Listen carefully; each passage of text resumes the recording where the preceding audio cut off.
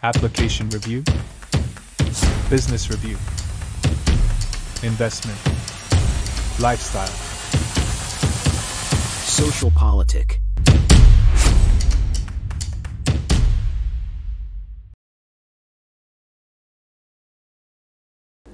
Halo Bapak Ibu, saudara-saudari sekalian, lovers and haters. Salam cerdas Indonesiaku. Jumpa lagi kita pada kesempatan kali ini. Bagi Anda yang belum subscribe channel saya, silakan subscribe channel saya. Tekan loncengnya agar Anda dapat notifikasi setiap kali saya mengupload video-video saya. Oke, pada kesempatan kali ini saya akan membahas apa yang sebenarnya sudah lama dipergunjingkan atau sebut saja pernah dibahas gitu ya. Apakah Ganjar akan dilepeh? Dilepeh itu dibuang maksudnya ya.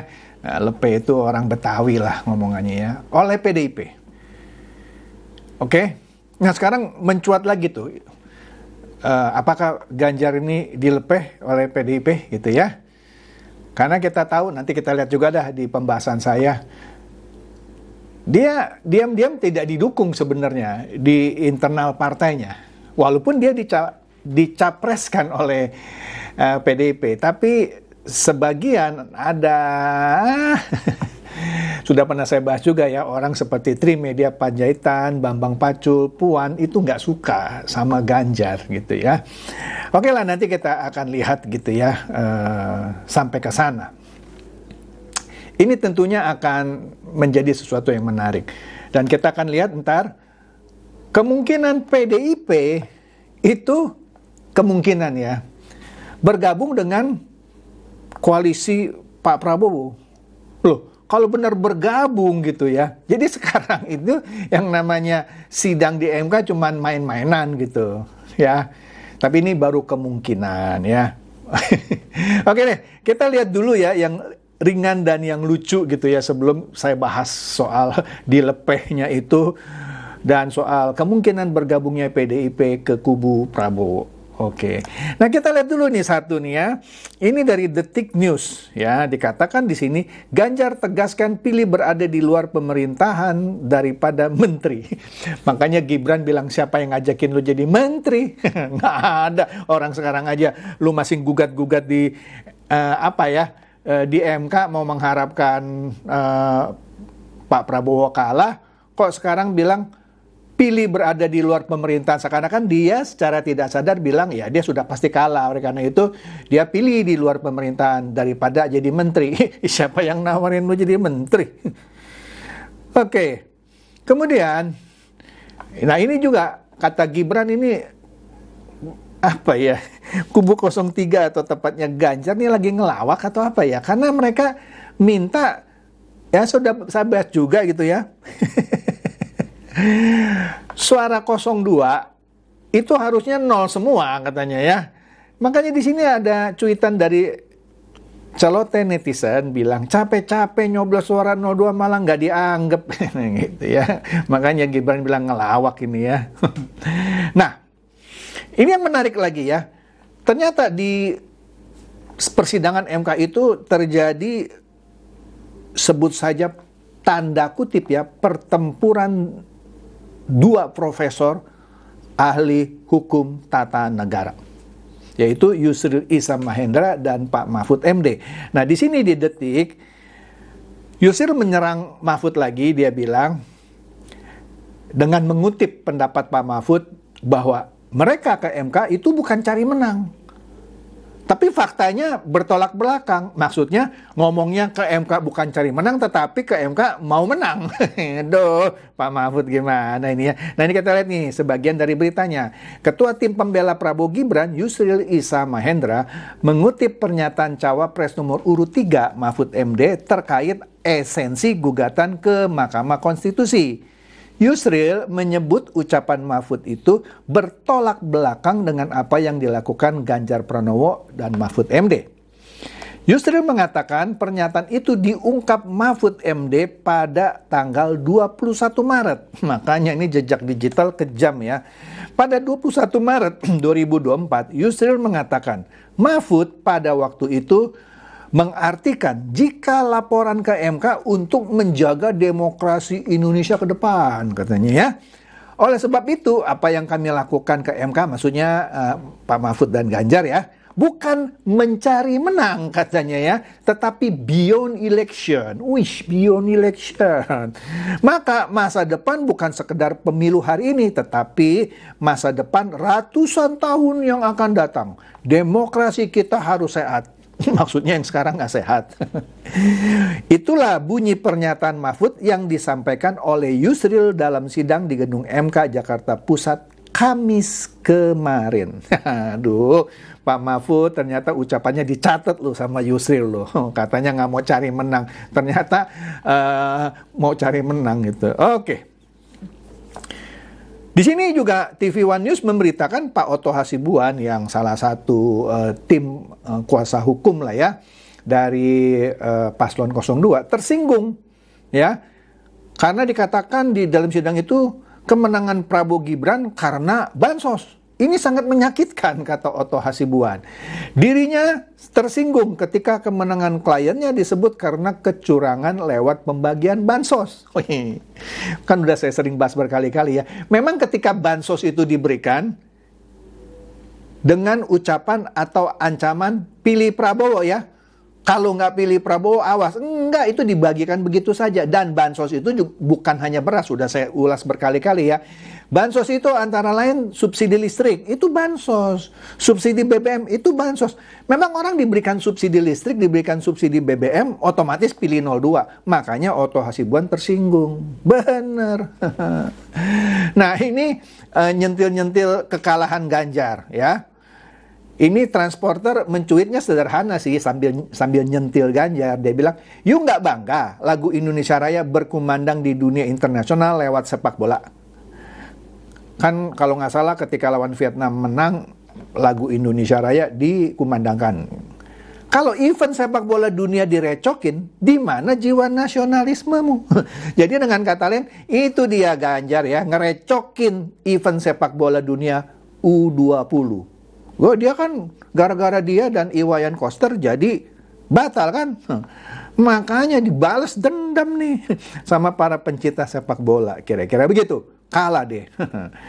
Terus Chavez juga mencuit bahwa blunder terbesar yang dilakukan si Anies adalah saat dia ngasih nilai 11 dari 100.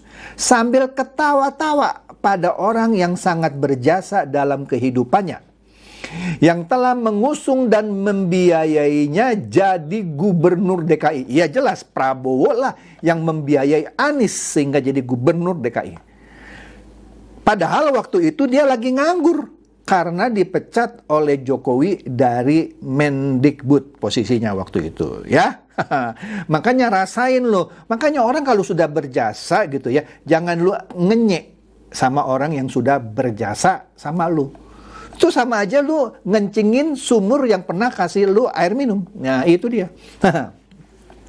Kemudian siapa ini? BWSR ya atau Royan 02 mencuit bahwa Mas Anies, kalau kata Hotman Paris, ngoceh-ngoceh dan cengeng loh. Kalah ya kalah, jangan bikin narasi kayak di novel, cerita berjilid-jilid gitu ya. Apa perlu diulang terus nih pemilu sampai menang? Ngelawak nih orang. Setuju saya ya. Kemudian TV One News juga memberitakan soal KPU nih. KPU kan sebagai pihak terkait ya, yang juga hadir di persidangan MK dengan kuasa hukumnya. Di sini KPU mempertanyakan kenapa Amin tidak layangkan keberatan Gibran maju cawapres sejak awal. Ini juga pernah saya bahas ya. Jadi begini, mereka kan mempermasalahkan Gibran itu seharusnya tidak boleh jadi cawapres. Enggak sah. Keputusan MK itu karena ada pamannya. Itu juga pernah saya bahas. Gugatan di MK itu tidak pernah menyebut nama Gibran, cuman soal batas usia. Yang mana kalau dikabulkan, bukan hanya Gibran saja yang punya potensi jadi cawapres. Emil Dardak pun yang sekarang jadi wakilnya Khofifah di Jawa Timur juga berhak. Nah, kalaupun nggak terima waktu itu, kenapa nggak digugat keputusan MK? Mereka lupa keputusan MK itu final dan mengikat. Walaupun Anwar Usman menjadi korban juga karena dianggap ini Paman Gibran ikut-ikut mutusin, seakan-akan memberikan keputusan yang berpihak kepada Gibran. Padahal nggak ada tuh dalam keputusannya menyebut-nyebut nama Gibran. Ya Gibran. Ya sudah, tapi kan keputusannya sudah final dan mengikat. Gugat dong kalau berani waktu itu. Nggak digugat kan? Malah ketika milih nomor urut, senang gitu dapat nomor 1 Imin. Ganjar sampai menari-nari dapat nomor 3. Mahfud dan Caimin juga ikut debat cawapres. Artinya mereka menerima dong bahwa lawannya adalah Gibran. Nah sekarang udah kalah, dia gugat. Bahwa mereka keberatan Gibran Raka Buming Raka menjadi cawapres nomor urut 2. Pakai otak coy kalau gugat ya. Kemudian KPU juga menegaskan penetapan Pilpres sesuai undang-undang. Ya, jadi mereka minta Mahkamah Konstitusi tolak gugatan Amin karena gugatan kubu 01 ini salah satunya mereka bilang penetapan Pilpres, misalnya penetapan Prabowo dan Gibran dah, itu nggak sesuai undang-undang katanya. Lah sudah sesuai kata KPU. Mau apa? Nah, kemudian KPU juga nyindir. KPU bilang dia yakin pencalonan Gibran tak akan dipersoalkan andai kata Anies menang Pilpres. Setuju kan? Setuju saya. Tapi gara-gara dia kalah, baru dia persoalkan pencalonan Gibran. Ini lucu kan? Lucu banget. Mestinya kalau nggak setuju Gibran jadi itu, gugat itu keputusan MK. Ya, yang memungkinkan Gibran jadi cawapres. Kok nggak ada yang gugat gitu? Malah nganggap enteng. Ya udah kita lawan. Kalah. Baru gugat dipersoalkan. Bener KPU nih. Nah, KPU juga menjawab gugatan Ganjar di Mahkamah Konstitusi yang menyasar presiden. KPU bilang ini salah sasaran. Loh, gugatan di MK seperti yang Profesor Yusril bilang itu hanya mengadili perselisihan perolehan suara. Bukan soal abuse of power seperti yang dituduhkan oleh kubunya Ganjar. Iya, kubunya Ganjar menuduh bahwa Pak Jokowi menyalahgunakan kekuasaannya, abuse of power, sehingga menguntungkan paslon 02. Jadi KPU bilang, salah lu. Masa lu sasarannya presiden? Aduh, bener-bener lah. Ini bener-bener dikuliti ya. Oke deh, lanjut lagi nih. Nah, kemudian tim hukum Prabowo Gibran juga bilang, nggak ada tuh dalam sejarah Pilpres itu diulang. Nggak ada. Apalagi ini selisihnya jauh. Ya. Berapa itu?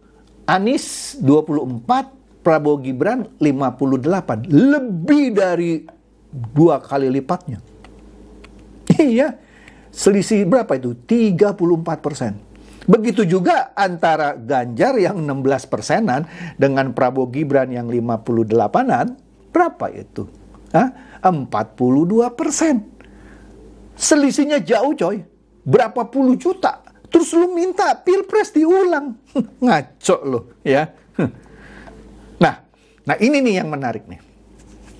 Detik memberitakan Puan tegaskan tak ada instruksi ke fraksi PDIP DPR soal hak angket. Mampus lu. Ganjar yang cuit-cuit koar-koar gitu ya. Minta hak angket. Puan nih sebagai ketua DPR yang juga dari PDIP bilang tak ada instruksi ke fraksi PDIP untuk hak angket. Mati lu. Nah, kan sudah pernah saya bahas juga ya. Hak angket itu harus diajukan minimum oleh 2 fraksi. Misalnya, kalau PDIP serius ya, itu baru 1 fraksi. Harus 1 lagi. Bisa PPP atau P3, bisa Nasdem, bisa PKB, bisa PKS. Kan minimum 2 fraksi. Kalau benar yang namanya PDIP firm, benar-benar mau mengajukan hak angket, minimum dia dulu dong. Tapi dia tidak kunjung mengajukan. Sehingga fraksi-fraksi yang lain bilang, ya gue nunggu PDIP. Nah, makanya Puan bilang tuh, nggak ada instruksi. Nah, di Kompas TV juga bilang, soal hak angket kecurangan pemilu nggak ada instruksi tuh ke fraksi PDIP. Mati deh Ganjar. Aduh, kasihan. Aduh, kasihan. Selain harus didukung oleh 2 fraksi, ya, dan minimum 25 orang, itu pasti gampang lah. 2 fraksi itu gampang sebenarnya. Cari 25 orang juga gampang dari 2 fraksi itu. Oke? Yang susah adalah setelah diajukan oleh 25 orang minimum dari 2 fraksi, nanti di sidang paripurna membahas hak angket itu harus dihadiri minimum 50% anggota DPR. Sudah pernah saya bahas juga, kalau satu partai saja, misalnya Nasdem, berpihak kepada Pak Prabowo, hilang itu, nggak mungkin tercapai 50%. Apalagi kalau yang bergabung ke Pak Prabowo, P3. Kan sudah ada berita itu. Nasdem, PKB masih malu-malu. Kalau PKB gabung lagi, tinggal PDIP dan PKS. Nggak mungkin bisa 50%. Nggak mungkin. Oke deh, kita bilang bisalah tercapai 50% ya. Kemudian dari 50% yang hadir ya, hak angket itu harus disetujui oleh minimum 50% dari yang hadir lagi. Nggak gampang. Syarat pertamanya saja gampang lah, 25 dari 2 fraksi. Tapi syarat kedua harus dihadiri oleh minimum 50% plus 1 lah biasanya. Itu nggak mudah. Makanya PDIP dalam hal ini Puan cerdas juga dia.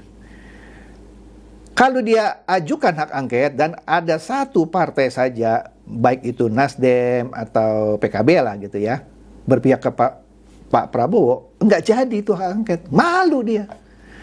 Makanya dia tidak menginstruksikan kepada fraksinya untuk melancarkan hak angket. Jadi Ganjar gigit jari. Nah ini mungkinlah yang orang-orang sebelumnya udah sering bilang dia dilepeh. Saya nggak tahu ya. Kasar juga ya istilahnya. Dilepeh. Pih gitu tuh lepeh tuh. Ditinggalkan. Ya karena memang waktu itu ada kompetisi di internal partai ya antara Puan dan Ganjar.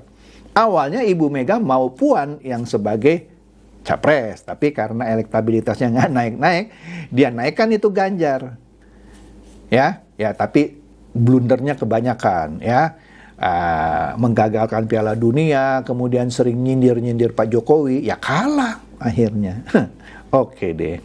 Nah, kemudian kemarin juga ada berita Ibu Puan berbicara soal rencana pertemuan Megawati dan Prabowo.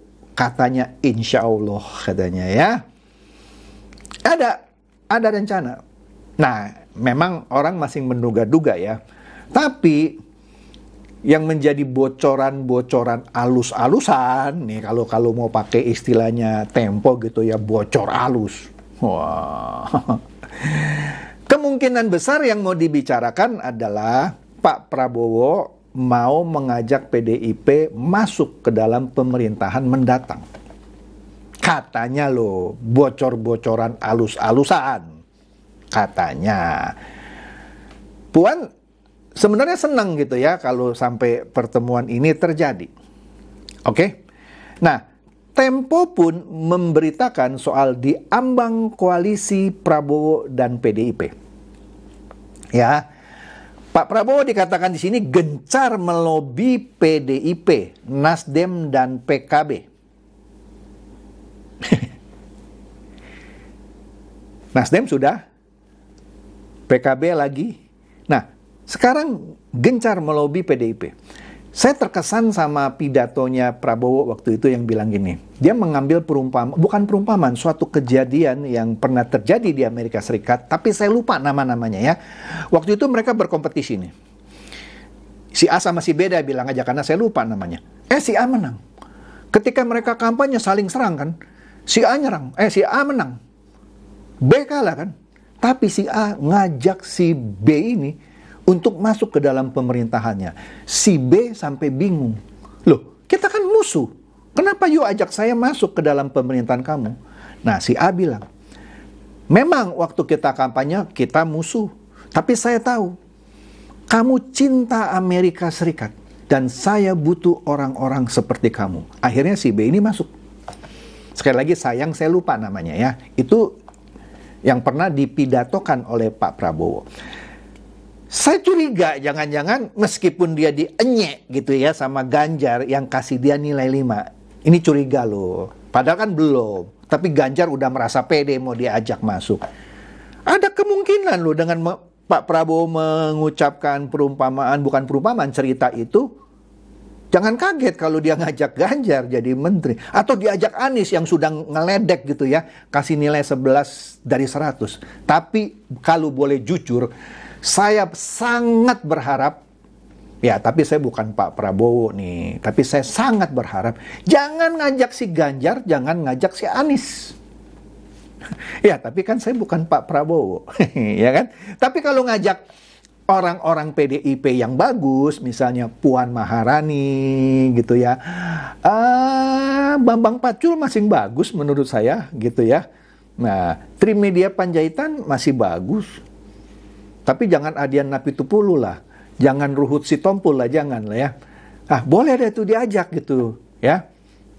Nah, tapi itulah urusan Pak Prabowo lah. Ini kan saya mengandai-andai.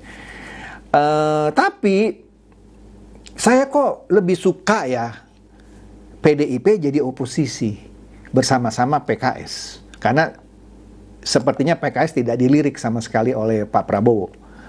Ya. Kalau Nasdem atau PKB oke deh. Kalau P3 kan tidak masuk parlemen ya. Tapi saya berharap ada oposisi gitu ya. Yaitu minimum PKS dan PDIP. Supaya bisa menjadi penyeimbang pemerintah. Kalau semuanya masuk di pemerintahan, cuman PKS saja, maka nggak kuat itu oposisinya cuman 1. Oke? Malah saya berharap oposisinya 3 partai gitu. PDIP, PKS, sama PKB. Nasdem oke lah masuk. Oke? Sehingga 3 partai ini, yaitu PDIP, PKS, dan PKB, akan menjadi kekuatan penyeimbang di DPR yang bisa, ya, seharusnya ya, memberikan kritik-kritik yang baik dan membangun, bukan hanya mau menghadang gitu ya, dan mengontrol pemerintahan. Sebab kalau pemerintahan ini terlalu kuat, tidak ada yang ngontrol, nggak bagus juga. Nah, itu pendapat saya pribadi loh ya. Jadi di sini, walaupun sedang diambang koalisi antara Pak Prabowo dan PDIP ya, inilah hebatnya Pak Prabowo. Meskipun niat Partai Demokrasi Indonesia menggulirkan hak angket, ya tidak semua, kan Puan sudah bilang, dia tidak menginstruksikan. Ya, Pak Prabowo tidak gusar tuh, nggak gusar, ya. Dia malah berniat merangkul partai itu ke dalam pemerintahannya, ya.